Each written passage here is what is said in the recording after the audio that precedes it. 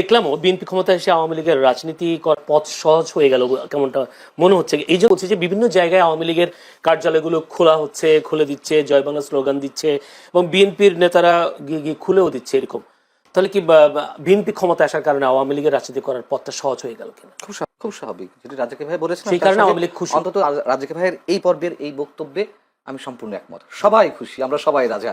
এখন বিষয় হচ্ছে যে শুধু আওয়ামী লীগ বিএনপি বা যার যা জায়গা থেকে খুশি তা না। দেখুন, এটি বাস্তবতা। বাংলাদেশের মানুষ যে দলই করুক না কেন, আমি সবসময় একটি কথা বলি, 80 থেকে 90% মানুষ মুক্তিযুদ্ধের চেতনায় বিশ্বাসী। সেই মানুষগুলোও খুশি। মানুষের মধ্যে একটা আতঙ্ক ছিল, একটা আশঙ্কা ছিল, অথবা আর একটা অংশের মধ্যে আশাবাদ ছিল জামাত ক্ষমতা চলে আসছে। ম্যাট্রিকুলাস ডিজাইন দিয়ে হোক, সেটা ইঞ্জিনিয়ারিং করে হোক বা মেকানিজম করে হোক, জামাত ক্ষমতায় চলে, অথবা ভোটের মাধ্যমে, মনে করেন যে কোনো কোনো একটা অংশ তারা বলছিল ভোটের মাধ্যমে জামাত চলে আসবে, তারা ঠিকই বলছিল, আবার আতঙ্কেও ছিল। আপনি নিশ্চয়ই, আমি আর কাউকে না দিয়ে উদাহরণ না দিই, আমি তো একজন সিটিজেন হিসেবে, একজন সাধারণ মানুষ হিসেবে আমি তো চাই স্বাধীনতার বিরোধী কোনো শক্তি না আসুক। হ্যাঁ, সেদিক থেকে আমিও খুশি, অন্তত এই জায়গা থেকে। সেটাই বলছি, জি ভাই, সবাই খুশি। এটা তো বলতে হবে। তার কারণ এই যে স্বাধীনতা 54 বছর পর এসে এখনো এই যে এনসিপি, আমি সব নেতাদের কথা বলছি না, এনসিপির বিশাল একটা বিশেষ একটি অংশ অথবা জামাতের একটা অংশ, তারা মুক্তিযুদ্ধকে যেভাবে খাটো করেছে, এটা তো মেনে নেওয়া যায় না। এবং 18 মাস, জয়নুল আপনি বলুন, নিজেকে আদালতের কাঠগড়ায় দাঁড় করেন, মনে করেন যে সাক্ষ্য দেন, আপনি কি নিশ্চিন্তে থাকতে পেরেছেন? মানুষের জীবনের নাভিশ্বাস উঠেছে নিরাপত্তার দিক থেকে।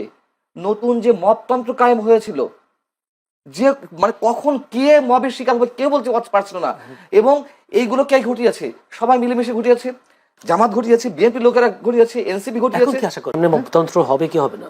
কমবে তো বটেই, কমবে বটেই, মানে একেবারে যে বন্ধ হয়ে যাবে রাতারাতি তা না, তবে অবশ্যই কমবে এবং একটা সময় বন্ধও হবে, এটুকু আশা করি। এবং তারেক রহমান যে আশাবাদ মানুষের মনে জাগাচ্ছে, মানে আমি তো প্রথমে বলেছি, ব্রুট মেজরিটি অবশ্যই খারাপ দৃষ্টান্ত হয়ে আছে যুগে যুগে। এবারও যে খারাপ হবেন তা বলা যায় না, তবে আমরা আশা করতে পারি। তিনি তারা সব বিরোধী দলের নেতাদের বাসায় গিয়ে গিয়ে দেখা করছেন, নতুন সংস্কৃতি, অবশ্যই এটা ভালো উদ্যোগ। এবং আওয়ামী লীগের রাজনৈতিক কার্যালয় আপনি খোলার কথা বলেছেন, এটা তো আসার কথা। দেখুন, এটা তো বাস্তবতা। আওয়ামী লীগের নেতা কর্মীরা যারা অন্যায় করেছে, অপরাধ করেছে, চুরি করেছে, বাটপারি করেছে, গুম করেছে, খুন করেছে, তাদের সবার বিচার আমরা চাই। কিন্তু একটা ইনস্টিটিউশন কেন বন্ধ রাখতে হবে, যেটা রাজকীয় ভাই প্রথমে বলছিলেন? তো স্বাভাবিক আমরা চাই। এবং এই যে টকশোতে যারা আসেন, তাদের এই অংশটাকে বাদ দিন প্লিজ।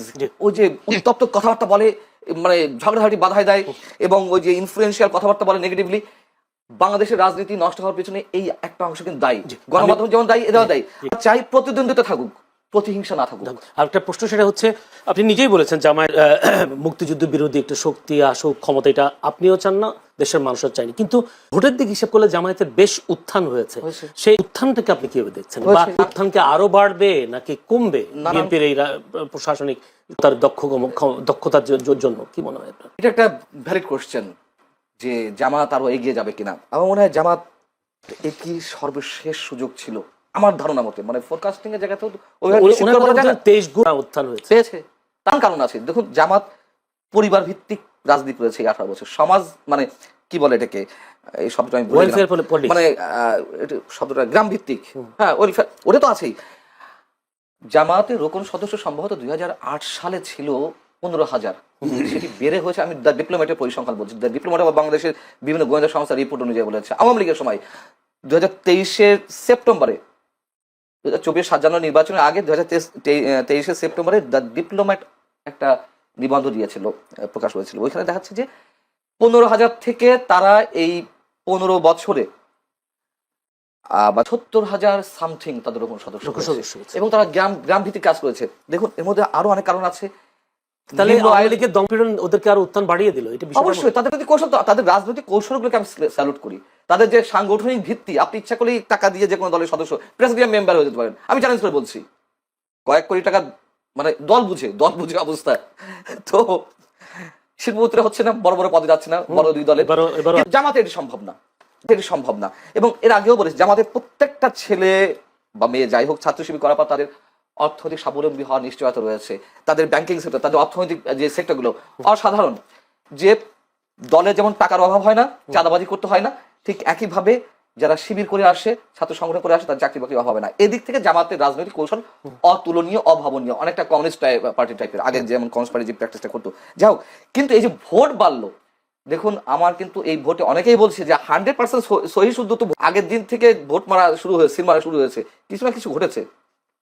টিআইবি যে রিপোর্ট দিয়েছে আজকে, সেখানেও বলছামূলক ভাবে গ্রহণযোগ্য, তা আমার বলেনি কিন্তু 100% বা 90% বা 95% বলেনি, কিছু ঘটেছে।